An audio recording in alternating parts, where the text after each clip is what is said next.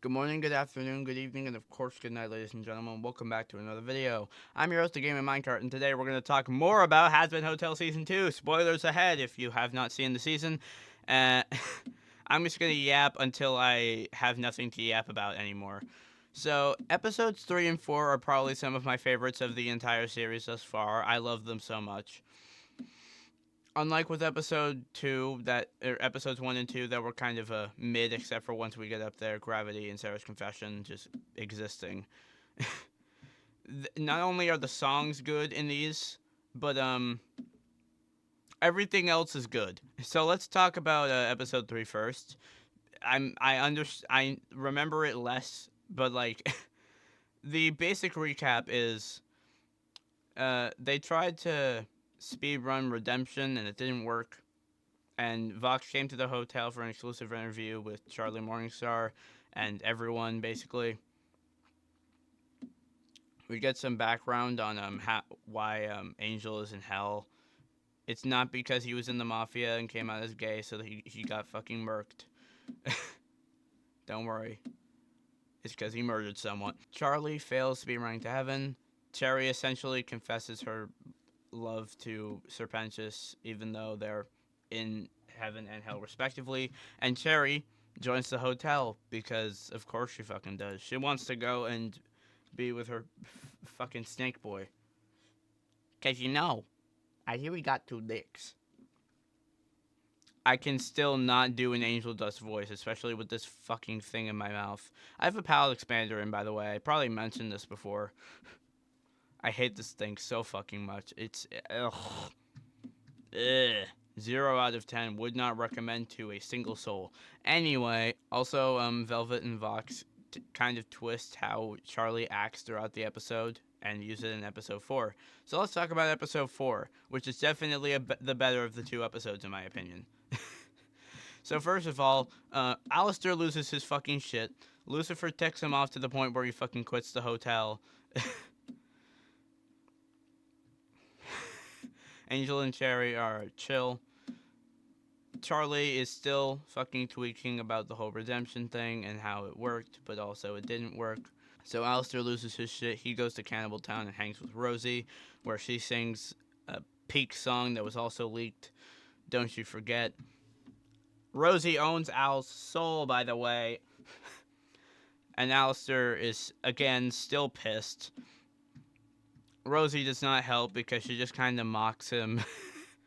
It's like, I still own you, bitch. And you're still the strongest in hell, bitch. But fuck you, I'm not fixing your staff. Because apparently she has the power to fix his staff, and he's just not doing that. The V's and Al fight. Nifty realizes, oh yeah, Nifty and Charlie go to the 666 News to try and clear up the misinformation spread by Vox and Velvet. It doesn't work. And then Nifty runs away to go help Alistair in the fight. Literally goes to the hotel and picks up Husk with ease. Oh, what the shit? A lot of weird shit happens here. And then they fight. Nifty deals with Valentino, which, if you'll remember from season 1, they have history. Husk and Velvet go at it for a little bit. Vox and Al go at it. The V's initially were going at Al, and he was alone, and he still held his own pretty well, which, pretty shows that he is the strongest in hell. So, pretty funny, huh? Anyway, eventually Al just kind of agrees to be captured on the condition that Charlie and Nifty and Husk don't get hurt by the V's.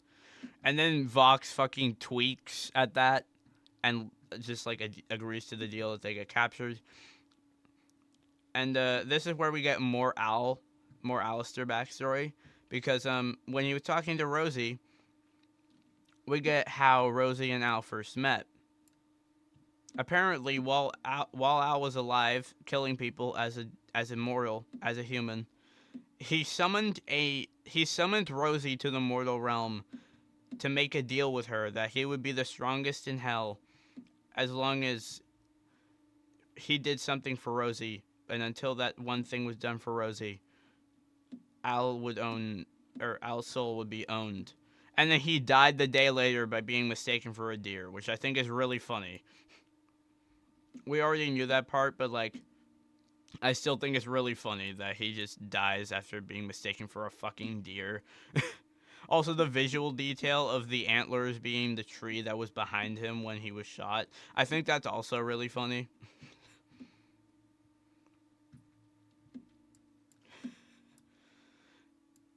And then again, we see how Al and Vox became enemies. Vox tried to get him to help him rule hell together, and then Al just kind of mocks him for a good 30 seconds, and Vox is like, fuck you. Also, we love the fact that Vox just kind of tries to mute Al, and it doesn't work. And then we get possibly the greatest, I would say possibly one of the greatest songs in season 2. Because Don't You Forget Reprise is way better than I thought it would be. Most reprises that I hear are never better than the original. But this was an exception, like holy shit.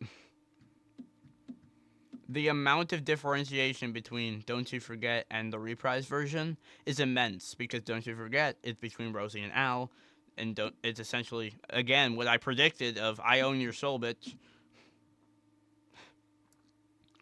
And the reprise version is You Are Under My Thumb, and Al is still trying to be cocky and shit, of like, nuh-uh, because I said so, and it's peak, and then they reference Stay Gone at the end, and then Valentino starts doing radio static ships, and I lost my shit.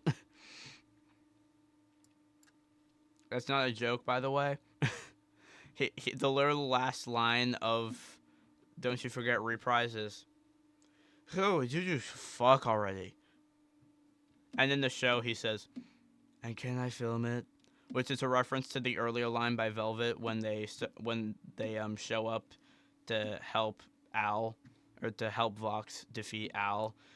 Val and Velvet show up, and Velvet is saying to Vox, so who are we killing?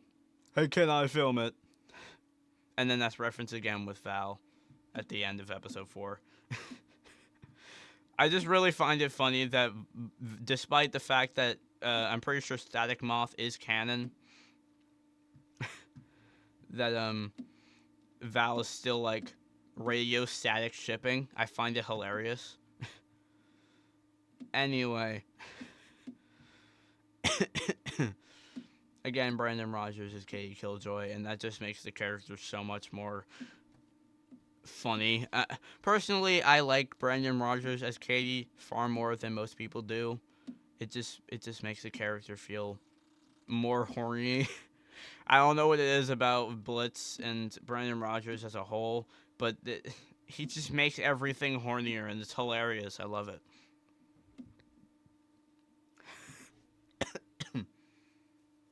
Even when things aren't horny, it somehow manages to happen. Anyway, let's talk about the songs. I like Piss. I like Piss, a love song, because it's very accurate to Cherry. Because Cherry and Snake were rivals in hell, but apparently Cherry and Serpentious liked each other, and they just didn't realize it. And essentially the topic of it is that kiss meant nothing. That kiss meant nothing in comparison to the amount of times that we fought, because it showed that I respected you. And once I get up to heaven, I'm beating the shit out of you, Serpentious. We love Cherry. We love Cherry so much. I really love Cherry and Serpentious in the lore. I love it so much. There's nothing that can top it, in my personal opinion.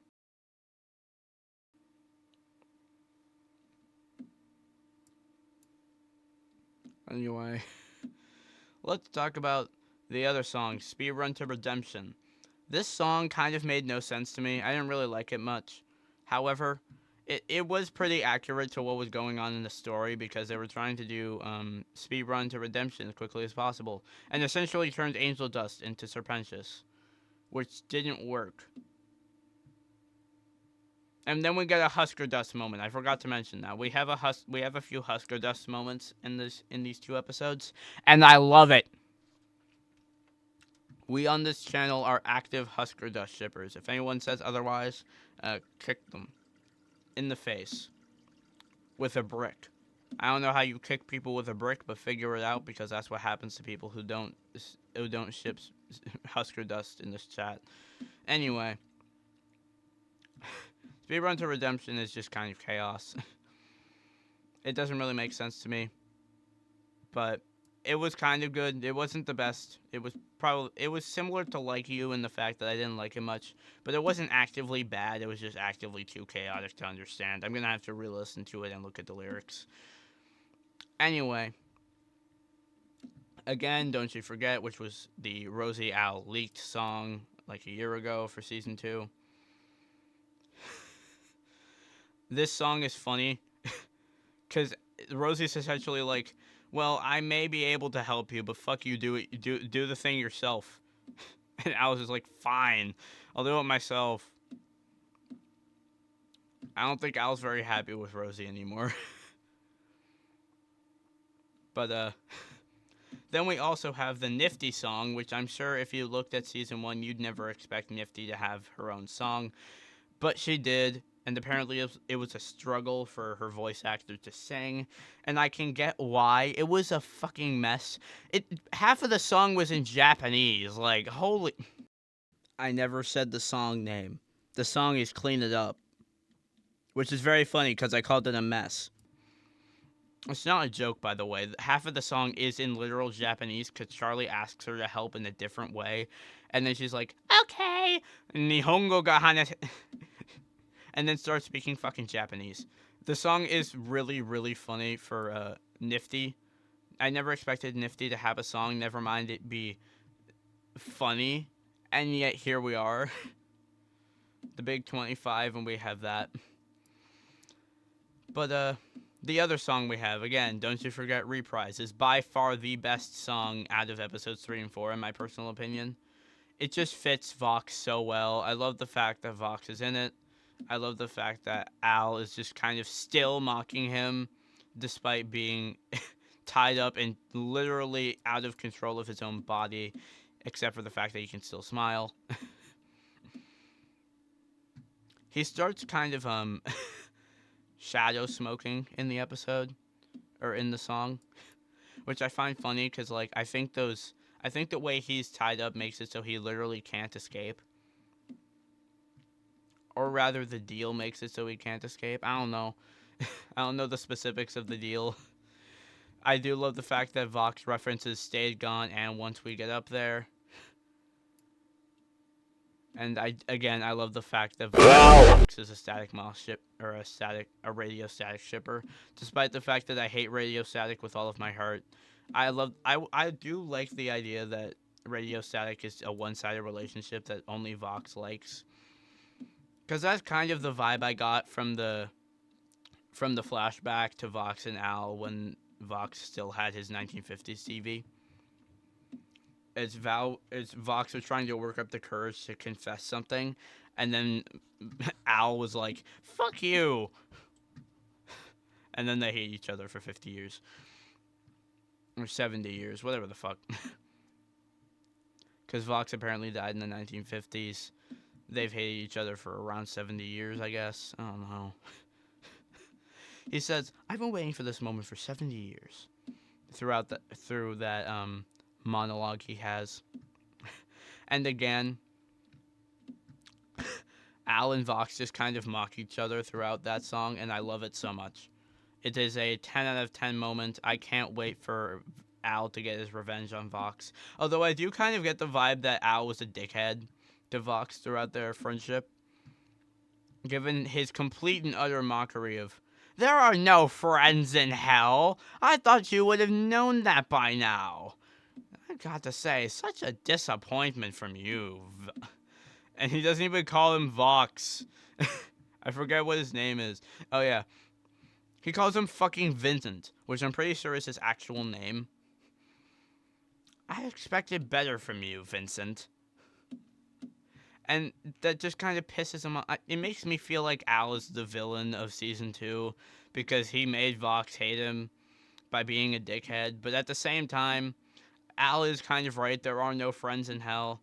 You have to be there for all of eternity. You might as well do whatever the fuck you want. As long as you don't get hit by angelic steel, you're stuck there forever. Anyway, predictions for episodes 5 and 6.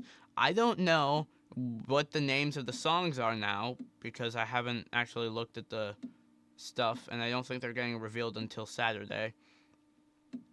But I'm going to look at the emojis. Good gods, where is this fucking... Judging by the emojis, it's the TV head, which means Vox. The flexing emoji, which probably means strong, and sword clashing emoji, which probably means war. I'm assuming this is a Vox solo song about going to war with heaven. Or it's him clashing with Alistair again. Or it's him clashing with the other Vs. And then the next song is Vox again with the fire emoji and the thunderstorm emoji, which probably means that he is, again, going to war with heaven. And then there's another Vox, and it's a crown and blood. So, I don't know, maybe he kills Alistair? I don't fucking know. There's not much to go off of from these. And then there's a heart, a wine bottle, and a piano. So I'm assuming that's something around Husk. Although it might not be. I'm not 100% sure. But judging by the bottle, it's probably either Angel or Husk. And then there's Dice, Casino, and Money, which I'm assuming is another Husk thing. And I really, really hope that in episode 6, Husk gambles with Valentino for Angel's soul back. Please give me the Husker Dust lore. Come on. And I think that's all for that. Because the other ones are, I'm assuming, 7 and 8. Not 100% sure, though. Could be wrong. Actually, the heart, wine, and piano could be the angels arriving to the Hazbin Hotel, because that does happen.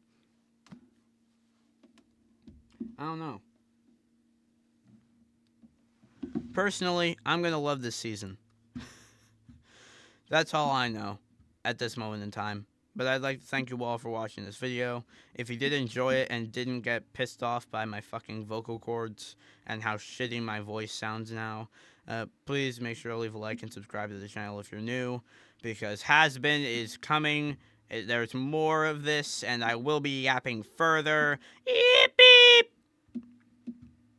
I will be making a much more well thought out update video soon. I know I said that last video, but like, the one I recorded was dog shit, and it didn't make any sense. So I'm going to record it again and make it much more fleshed out and make more sense. Anyway, I will see you all in the next video, which will probably be talking about Hazbin episodes 5 and 6. Which means hype. Hype for more Vox. And once again, I would like to mention the sponsor of today's video. You know it. Vox Tech. Trust us with your everything.